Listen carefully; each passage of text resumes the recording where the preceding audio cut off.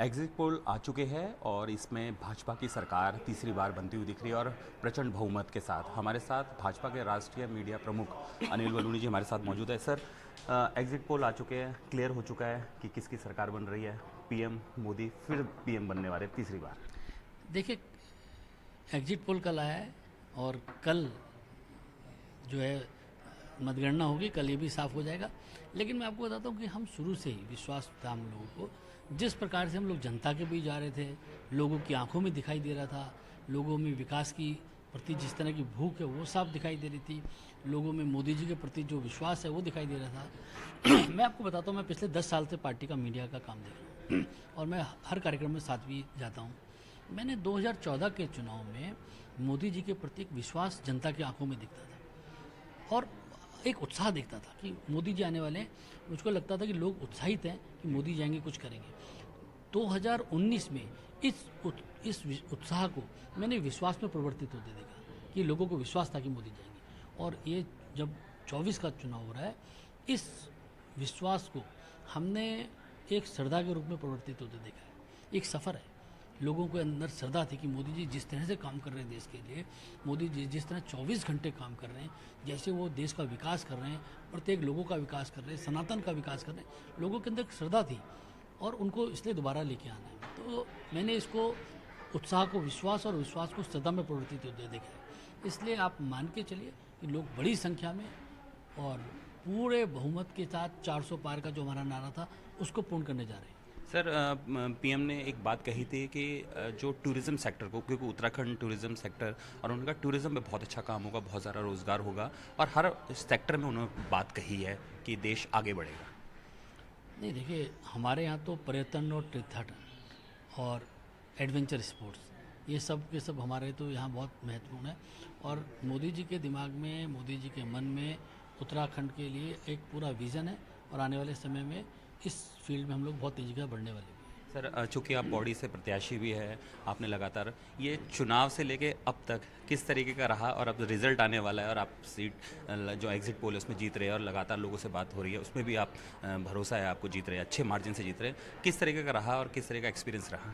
देखिए, ये गढ़वाल बहुत ही बड़े भौगोलिक दृष्टि से बहुत बड़ा क्षेत्र है। अगर आप कल भी देखेंगे मतगणना एक हल्द्वानी में मतगणना हो रही है और एक गोपेश्वर में मतगणना हो रही है, तो दोनों के अंदर डिस्टेंस अगर देखेंगे बहुत बड़ा डिस्टेंस है, बहुत ही जोग्राफिकली बहुत ही टफ सीट है। लेकिन यहाँ पर लोगों के साथ मिलना, अपने लोगों के साथ बैठना, चुनाव में लोगों का मिलना भी ज़्यादा हो जाता है, तो ये निश्चित तौर पर बहुत ही बड़ा अनुभव था।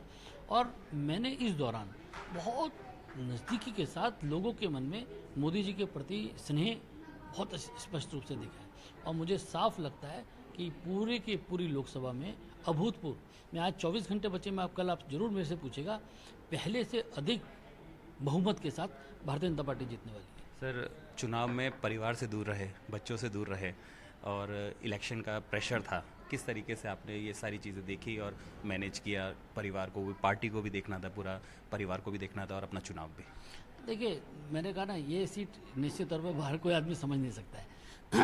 जैसे अगर आप किसी भी सीट में हो तो आप प्रचार करके रात को घर पहुंच सकते हो। इस सीट पे रोज़ आपको सवेरे बैग पैक करना पड़ता है और अगले स्टेशन के लिए जाना पड़ता है, तो रोज़ बाहर खाना खाना पड़ता है, रोज़ घूमना पड़ता है। इसलिए ज़रूर ये था कि आपको बहुत तेज़ी के साथ घूमना पड़ता है। लेकिन लोगों के साथ जिस तरह का प्यार मिल रहा था, लोगों में जिस तरह का उत्साह हम देख रहे थे, उसके बाद कोई भी दर्द आपको होता नहीं है, आप चलते जाते। मतलब ये पूरा जो सीट थी, लोग थे, वो आपका अपना परिवार एक तरह से कमी पूरी कर रहा था। नहीं नहीं, देखिए, यहाँ तो सब अपना ही परिवार है। जी जी। मतलब सारे का सारा अपना ही परिवार है और लोगों से मिलना, उन पे सीखते भी हैं। देखिए, चुनाव सिखाता भी है बहुत सारी चीज़ें, लोगों की समस्याओं के प्रति आपका दृष्टिकोण भी बदलता है। और मुझे लगता है कि इस चुनाव प्रचार का जो लाभ है वो आगे काम करने में भी है। सर, जो लोग कह रहे थे चुनाव टाइट है, उनके लिए नहीं, देखिए, हम तो जो भी लोग कहते हैं, कुछ भी कहते हैं, उसका भी लाभ उठाते हैं। अब जो लोग इस तरह से कहते रहे, उसके कारण हमको और मेहनत करते हैं, तो उनका भी बहुत बहुत आभारी हैं हम लोग, जिन्होंने ऐसा कहा, उसके कारण और ज़्यादा मेहनत की तो शायद कुछ और ज़्यादा मतों से जीतेंगे उसके कारण, तो उनका भी आभार है ऐसे लोगों का। अपनी सीट के लिए क्या कहेंगे सर? पौड़ी और खासकर अभी आपने हालांकि अपनी सीट के बारे में बताया, लेकिन पौड़ी खासकर बहुत महत्वपूर्ण है। आप देखिएगा, सब अच्छा, सारी की सारी हम 14 की 14 विधानसभाओं में लीड करेंगे और बहुत अच्छे तरीके से हमारे यहाँ 14 सीटें विधानसभा की है।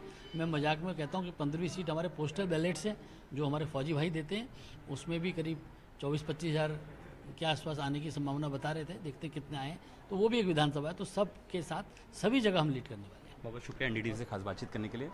ये थे अनिल बलूनी, जिन्होंने कहा है कि बीजेपी एक बार फिर से प्रचंड बहुमत के साथ सरकार बनाने जा रही है और एक बार फिर से प्रधानमंत्री नरेंद्र मोदी देश के प्रधानमंत्री के रूप में शपथ लेंगे। ऋषिकेश से एनडीटीवी इंडिया के लिए किशोर रावत।